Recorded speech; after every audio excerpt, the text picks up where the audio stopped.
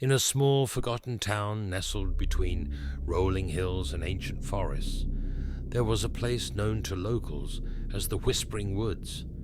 The name came not from the rustling of leaves or the songs of birds, but from the eerie whispers that seemed to emanate from the very trees themselves. Generations of townsfolk had passed down warnings: never enter the woods after sunset, and never, ever follow the whispers. One crisp autumn evening, a young woman named Claire, new to the town and curious about its lore, decided to take a walk in the Whispering Woods. Despite the warnings, she was drawn by a strange fascination and a sense of adventure. The sun dipped below the horizon as she wandered deeper, the light fading to a dusky glow. As the darkness settled in, Claire felt a chill in the air. The trees, now looming shadows, seemed to close in around her. She paused, suddenly aware of how far she had come. Turning back, she realized she had lost the path. Panic began to set in when she heard it, a soft, almost imperceptible whisper. "Claire, Claire, follow us." Her heart raced, but something compelled her to move towards the sound.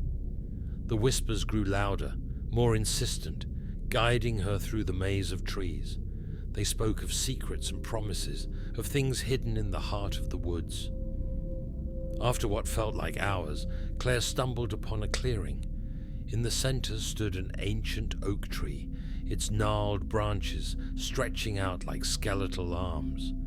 At its base was a small weathered stone altar, covered in strange symbols. The whispers grew to a fever pitch, swirling around her like a cold wind. "Join us, Claire, forever." Terrified, Claire tried to back away, but her feet felt rooted to the ground. She watched in horror as ghostly figures began to materialize around the altar, their faces twisted in agony. They reached out to her with skeletal hands, their eyes empty voids. Desperation gave Claire strength. She turned and ran, ignoring the branches that clawed at her clothes and skin. The whispers turned to shrieks of anger, but she didn't look back. She burst from the woods, breathless and bleeding, just as the first light of dawn broke over the hills.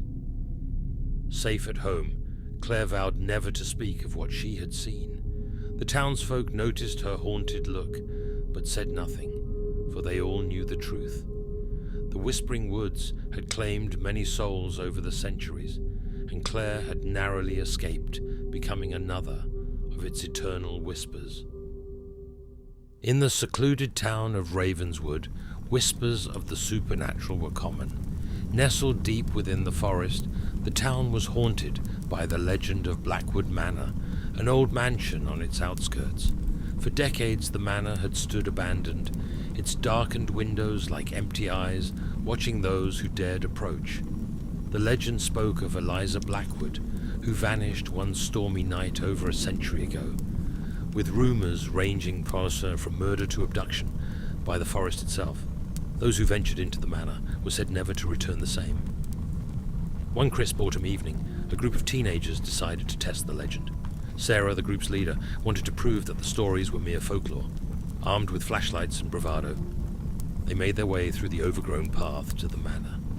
The front door creaked open with an ominous groan, revealing a grand foyer shrouded in dust. The air inside was heavy with the scent of mold and rot. Sarah led the way, her flashlight beam cutting through the darkness. The others followed, their nervous whispers echoing off the walls. As they explored the mansion, the temperature dropped noticeably. Shadows danced at the edges of their vision, and every creak of the floorboards made them jump. In the grand dining hall, a massive chandelier hung precariously, its crystals glinting ominously. The long-abandoned furniture stood like silent sentinels, cloaked in cobwebs. A sudden icy gust of wind extinguished their flashlights. Panic set in as they fumbled to relight them. When the flashlights flickered back on, they revealed disturbing words scratched into the dining table. "Leave now." The group froze, their breaths visible in the freezing air. Sarah, trying to stay calm, insisted it was a prank. but her voice trembled. They turned to leave, but the doors slammed shut with a deafening bang. They were trapped. Desperation set in as they searched for another way out. The air grew colder and shadows seemed to close in around them. Sarah glimpsed a figure, pale, translucent, and dressed in a tattered gown. It was Eliza Blackwood. Her eyes were hollow, her mouth twisted into a silent scream. The apparition moved toward them, her movements jerky and unnatural. The air around her crackled with malevolence. The teenagers backed away, but the spirit was relentless. With each step she took, the walls seemed to close in, the shadows reaching out like claws. Sarah's flashlight flickered and died again, plunging them into darkness. A chilling whisper echoed through the room, "You shouldn't have come here." The words seemed to come from all directions, disorienting them. In the pitch black, they could only hear each other's panicked breaths and the soft, mocking laughter of the ghost. Desperate to escape, they made their way to the basement, hoping to find a way out through old servant tunnels.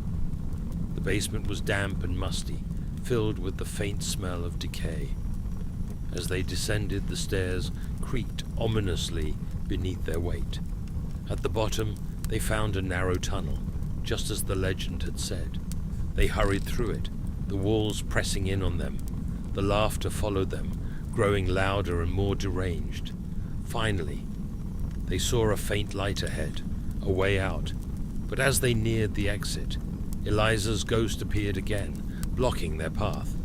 Her form was more solid now, her eyes burning with an otherworldly rage. "You will join me," she hissed. Sarah screamed, and a sound that echoed endlessly in the confined space. The last thing they saw was Eliza's twisted face, and then there was nothing but darkness. Days later, a search party found the teenagers at the mouth of the tunnel, huddled together with faces frozen in terror. They were alive but mentally shattered, trapped in a waking nightmare they could never escape.